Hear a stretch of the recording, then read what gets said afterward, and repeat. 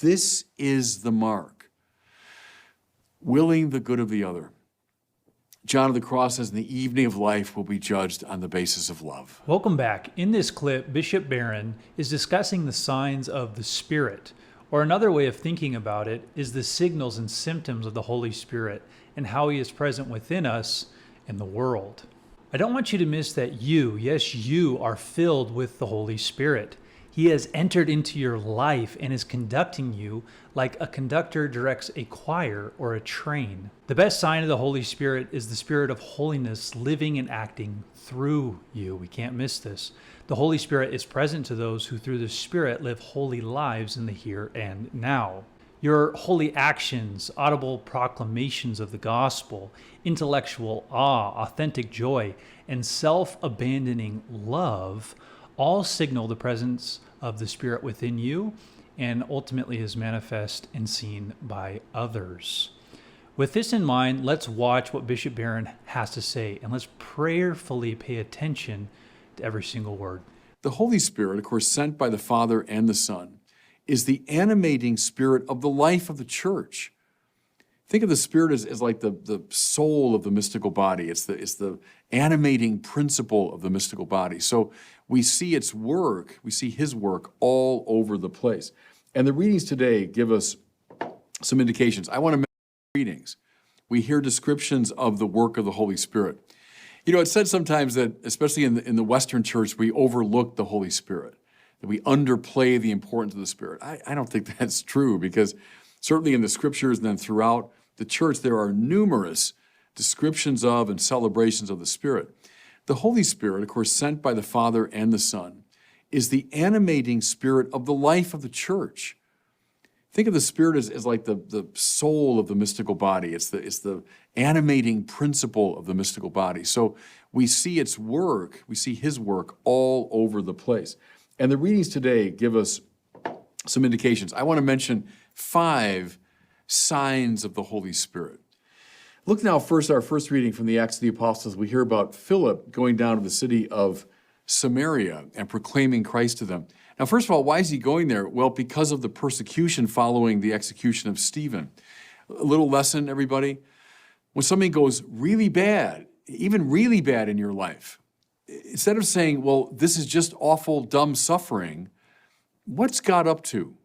How can I see this as a sign of God's providence? Because of the persecution in Jerusalem, apostles and disciples were sent out to the wider world. Watch how God can use even evil for his purposes. But what I want to focus on is Philip proclaiming Christ to them. Here's the first sign of the Holy Spirit. Bold speech. Proclamation on behalf of Christ. You know, in our modern societies in the West, it's kind of our etiquette that you don't talk that much publicly about religion. You better keep it to yourself. You know, we'll tolerate you, but you know, don't come out publicly with your religion and your views, because that's just going to cause trouble. And you know, so we kind of learn early on, well, don't talk about religion in the public space. Well, he proclaimed Christ to them. From Philip and Peter and James and John, all the way up through Fulton Sheen and John Paul II, people filled with the Holy Spirit can't keep Christ to themselves. They have to speak. You know, when Paul says, woe to me if I do not evangelize, it's like it was this burning fire inside of him. He couldn't keep it to himself. He had to proclaim Christ. So, a sign that the Holy Spirit is active in you. So, you know, yes, the John Paul IIs and the Billy Grahams and, you know, those who are kind of formally charged with proclaiming Christ. But it's everybody. It's you. It's you, every baptized person. You've been filled up with the Holy Spirit. And so bold speech is one of your signs. Here's the second one. The Holy Spirit, by definition, expels wicked spirits. Remember, the New Testament is very clear about this. Not all spirits are holy spirits. We're involved, in fact, in a spiritual warfare. There are creatures, these angels, higher realities, some of whom have fallen. Just as there are good people and wicked people, so there are good angels and wicked angels.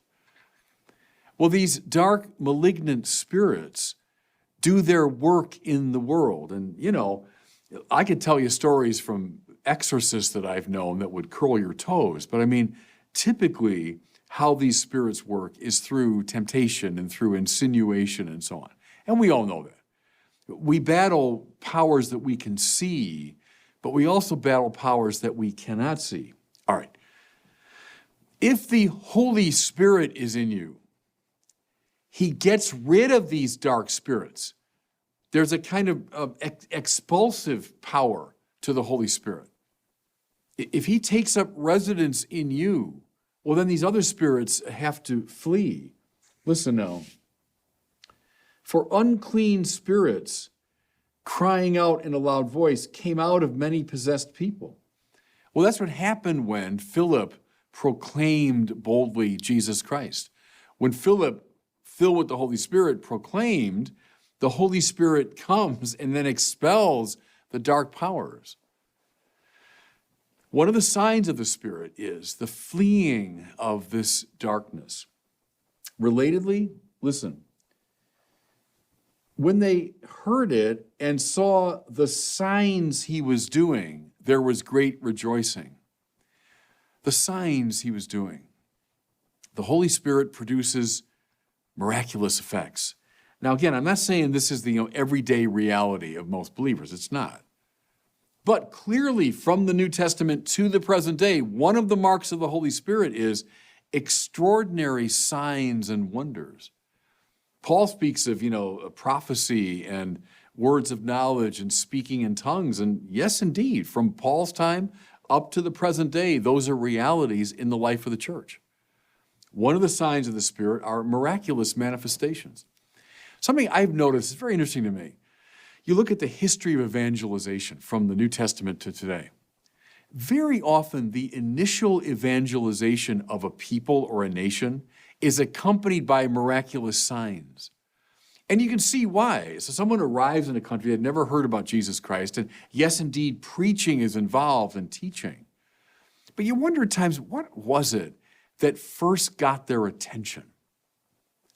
Whether it's Patrick in Ireland, it's Boniface in Germany, or whatever. When someone went to evangelize for the first time, or think of the missionaries that went into parts of Africa of the 19th century.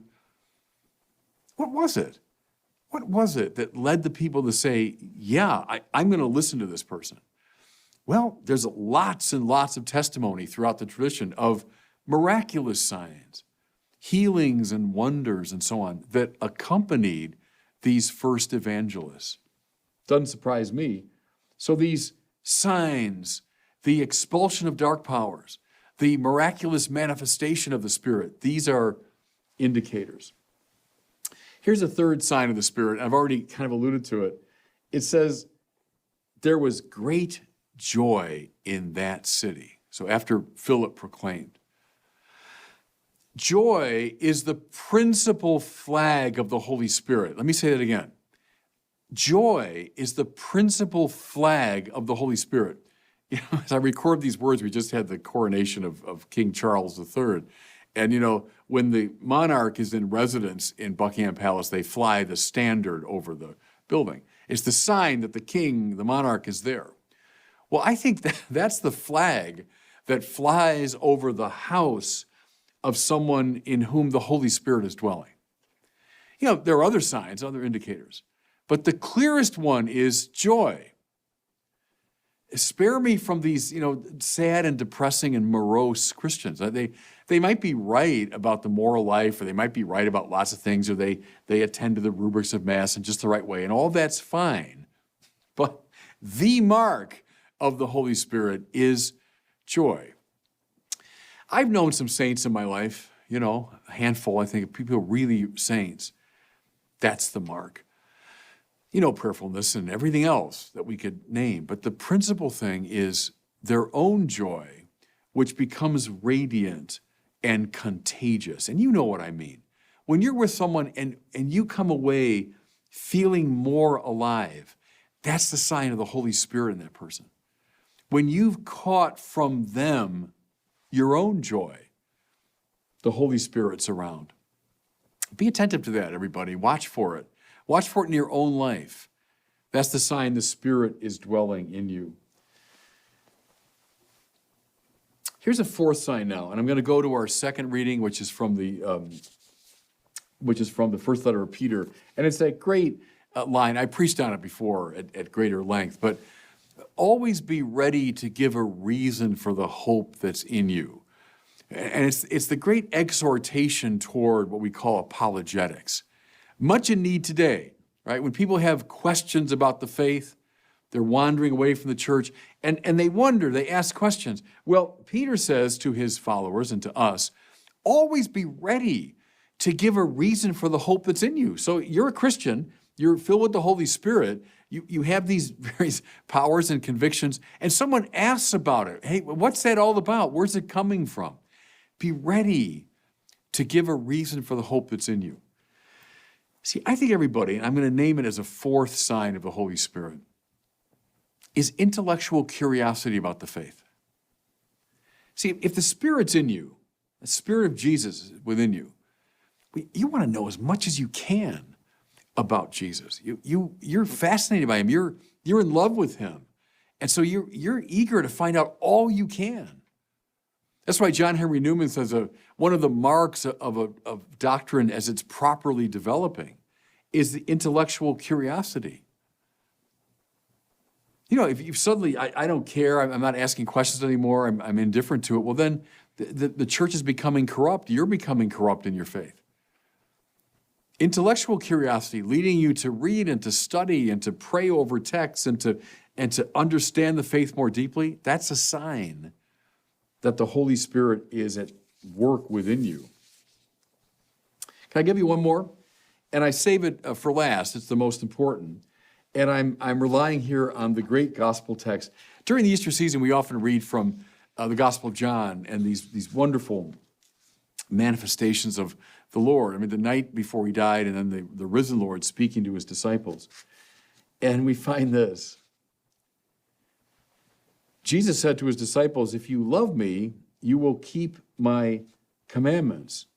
Whoever loves me will be loved by my Father, and I will love him and reveal myself to him.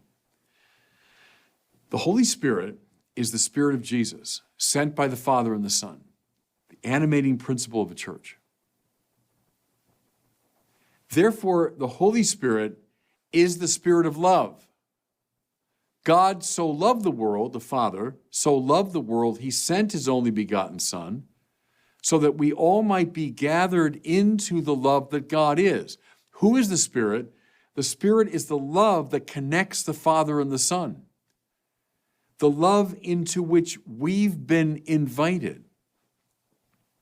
Therefore, the mark of all the five I mentioned, the most important mark of the Holy Spirit is love.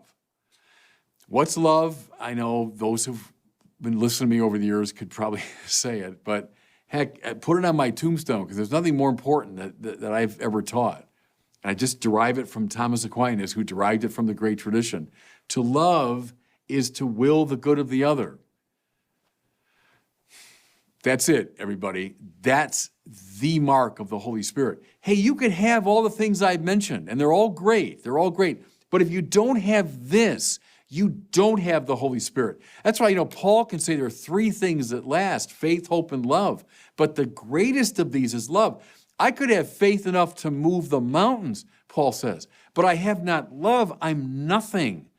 That's it. That's it. That's the mark of the Holy Spirit is love. I'll accuse myself here, but a lot of religious people, we can have a lot of things in us, but if we don't have love in us, then the Spirit dwelling in us ain't the Holy Spirit. It's some other kind of spirit. This is the mark. Willing the good of the other. John of the Cross says, in the evening of life will be judged on the basis of love. I mean, that's what it comes down to. What kind of life did I live? Oh, I accomplished this and that. I got this degree and I had these friends and these connections. Yeah. Who cares? Who cares? Did you love? Was your life marked by willing the good of the other? That's the principal sign of the Holy Spirit. So how about those 5? People full of the Spirit, they proclaim the Lord boldly. People filled with the Spirit often manifest signs. People filled with the Spirit, joy. People filled with the Spirit, they got intellectual curiosity about the faith. People filled with the Spirit, they will the good of the other. Hey, I hope you enjoyed that video. If you did, please be sure to like and subscribe. To end, I just want us to reflect on Galatians 5:22 and 23, which is often referred to as the fruits of the Spirit. I don't want us just to be thinking about the signs of the Spirit, but how the presence of the Spirit within our lives helps us to reproduce fruit. So Galatians 5:22 and 23 in part says, "But the fruit of the Spirit is love, joy, peace, forbearance, kindness, goodness, faithfulness, gentleness, and self-control." Let me say that again. But the fruit of the Spirit is love for others and God, joy, peace, forbearance, kindness, goodness, faithfulness, gentleness, and self-control.